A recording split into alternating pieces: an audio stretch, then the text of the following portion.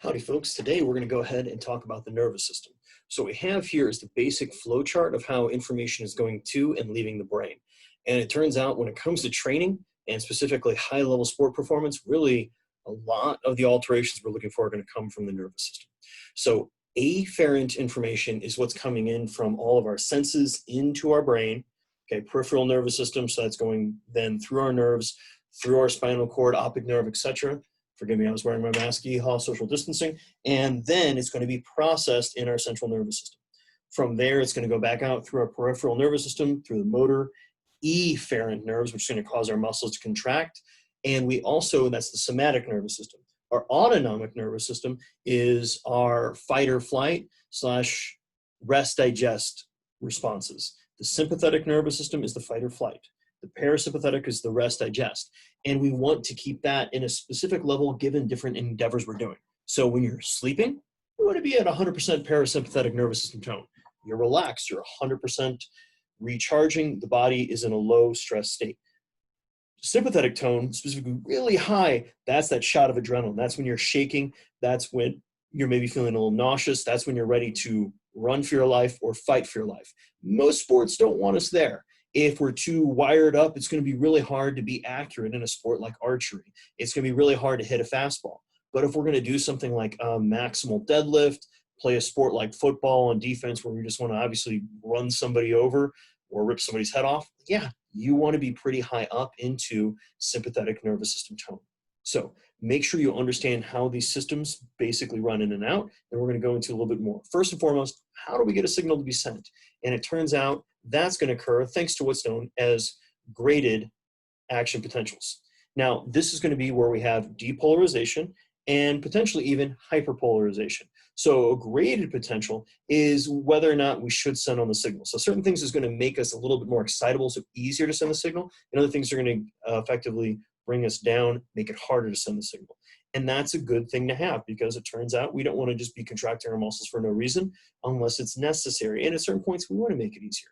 Now, an action potential is flat out when we're sending all that information.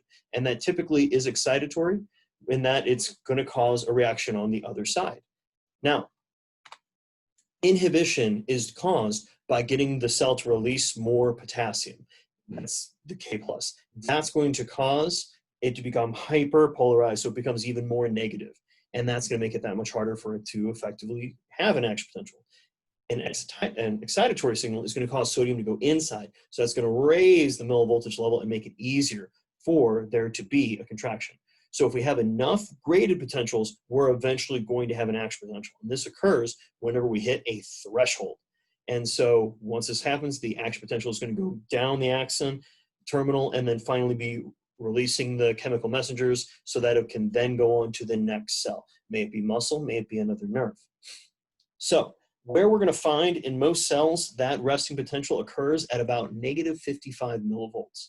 And so if we're below that, that's where we're not going to have an action potential. As we go above that, boom, we've got an action potential where it's going to take us all the way to about positive 30 millivolts, and then we're going to become repolarized. In fact, we're going to be hyperpolarized for a moment, and then come back and sit at about that negative 70 millivoltage.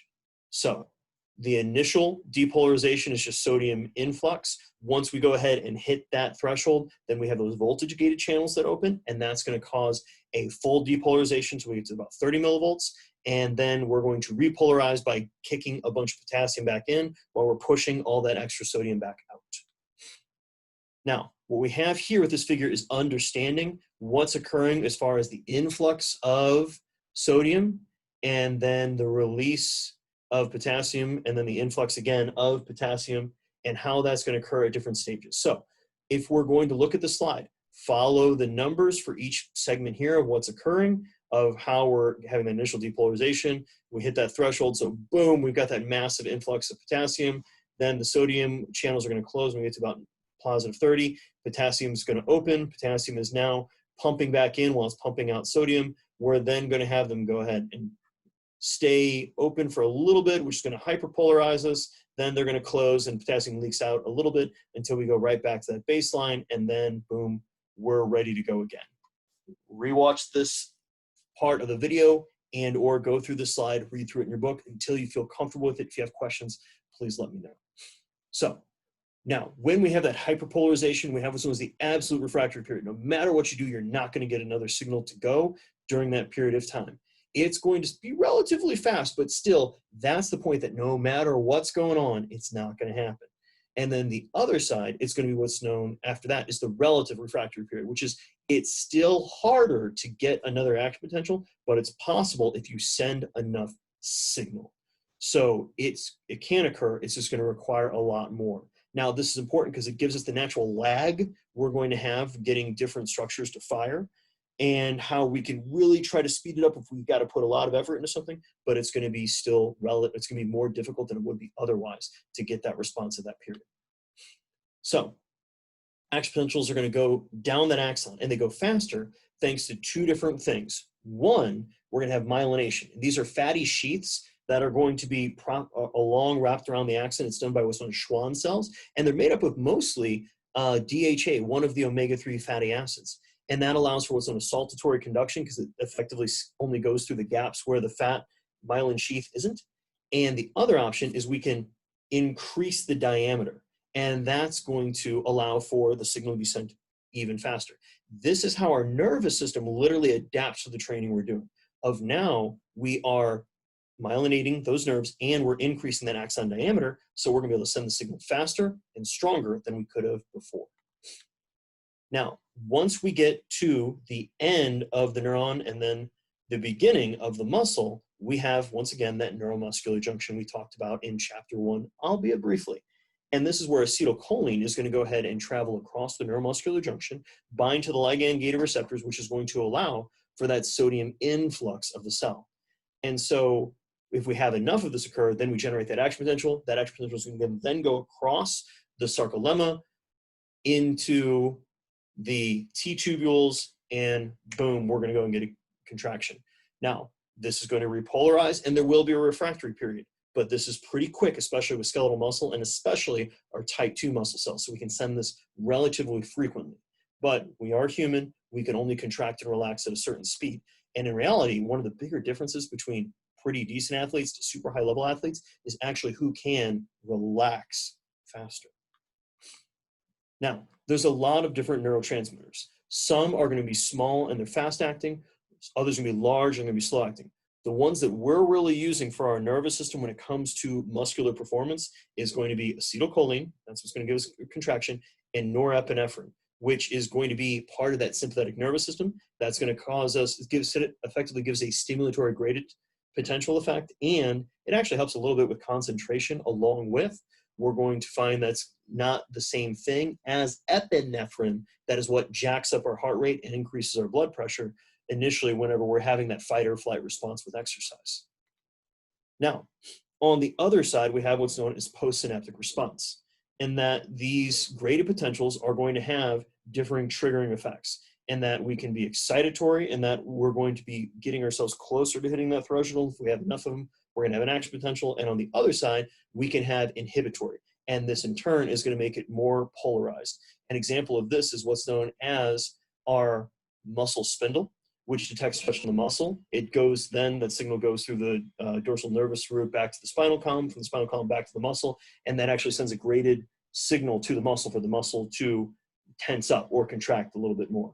Whereas the Golgi tendon organ, it's in the tendon, when it detects stretch in the tendon, it's going to send that same thing through our spinal nerves back to the muscle, but it sends an inhibitory message to the muscle to actually hyperpolarize it and make the muscle relax. Now, we're going to talk through different structures of the brain. This is going to be pretty quick, but I do want you guys to go ahead and make sure that you take some time to understand it. First, we have our motor cortex. This is going to be effectively our conscious control of our skeletal muscle, which can be sitting on effectively the front sides of your head. Our prefrontal cortex is where we hopefully make good decisions. Our basal ganglia is where we're going to go with setting down the patterns for movements. And it's really important to understand that things like walking, running, posture, general muscle tone, all of this is being informed by these areas of the brain. The reason why some people naturally hunch over or have strange gaits can often be due to literally just changes in the way that they've learned these motor patterns, and they've been ingrained in the brain. And if they've been ingrained in improper forms for long periods of time, it's really hard to alter these movement, these movement patterns to get them into a healthier pattern, so they're going to decrease risks of injury that they would have otherwise not been able to do. We then have our sensory cortex, and that's what's giving us all this information of which we're taking in. That's going to be looking with more like, what do you touch, what do you feel, what do you taste, etc.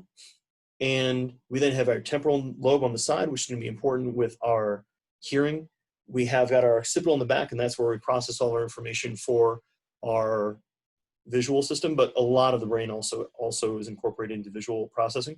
We have our cerebellum at the base, which helps us really fine-tune coordinated movements. Now, deep inside, we have our diencephalon, which we're going to get to in a moment.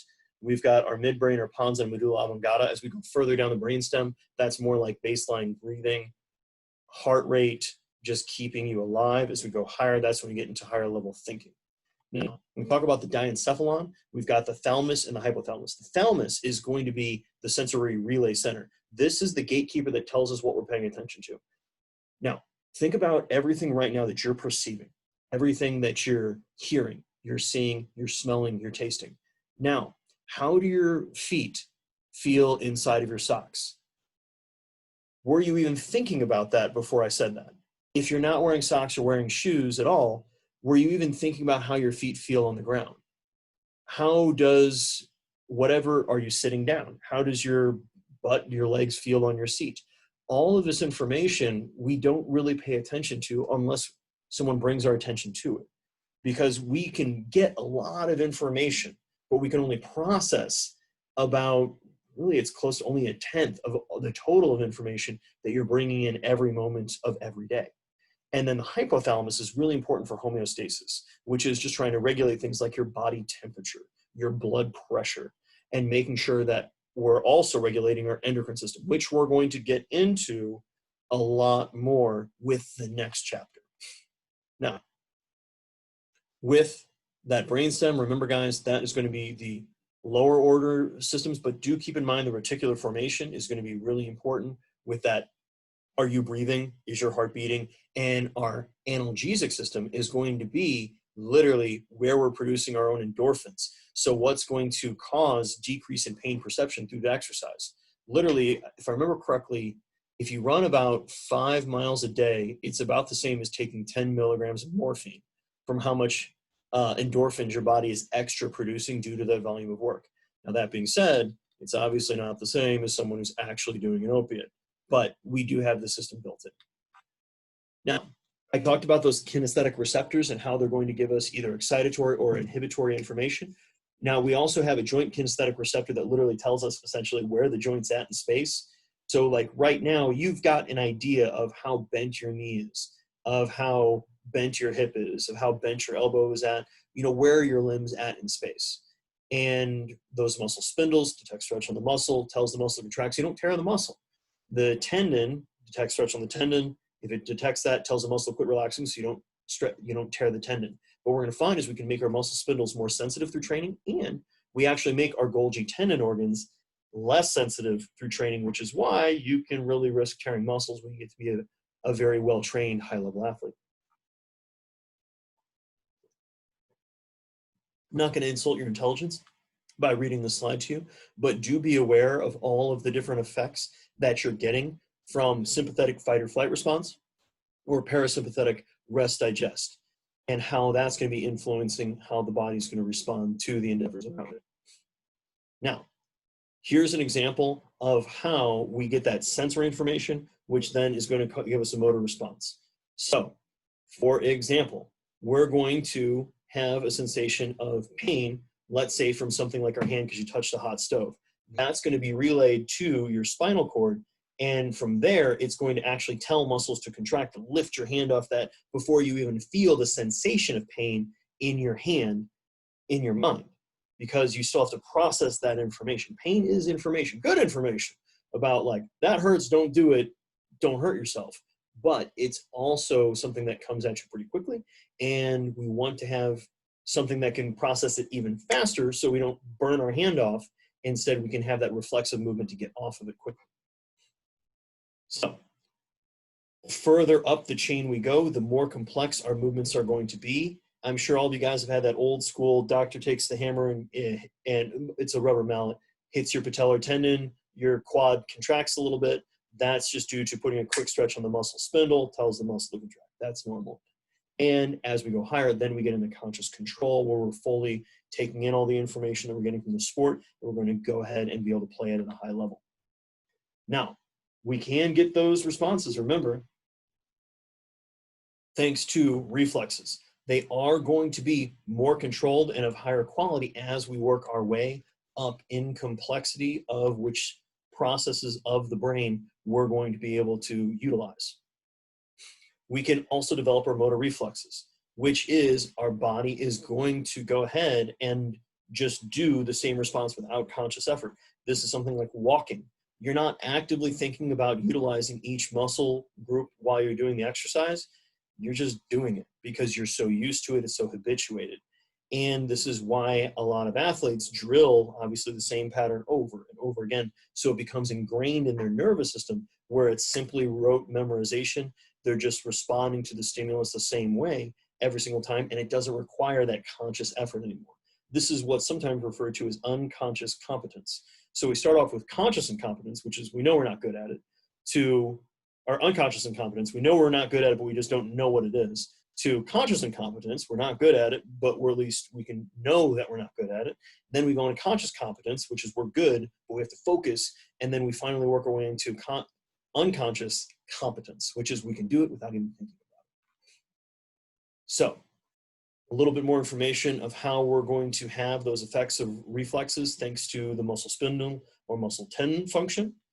And same thing of how that's going to work with our Golgi tendon organ at the very end of the muscle that's going to keep us from tearing it off the bone. And remember that alpha motor neuron is going to carry that action potential to the muscle. It's going to, in turn, one motor unit is going to activate all the fibers. For fine motor control, we're talking about only a couple muscle fibers, and it's usually type 1 fibers. For gross, big, powerful movements, now we're talking about getting a lot of fibers activated at the same time, and that's going to be through more type 2 fibers. And so we are not having homogeneous muscles in that we only have one fiber type.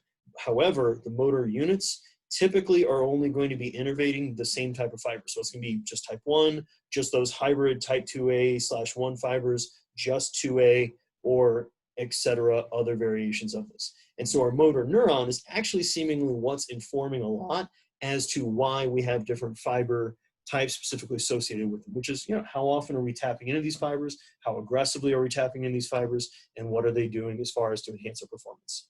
So thank you guys for listening. Shoot me any questions via email if you have them, and stay safe. Have a great day.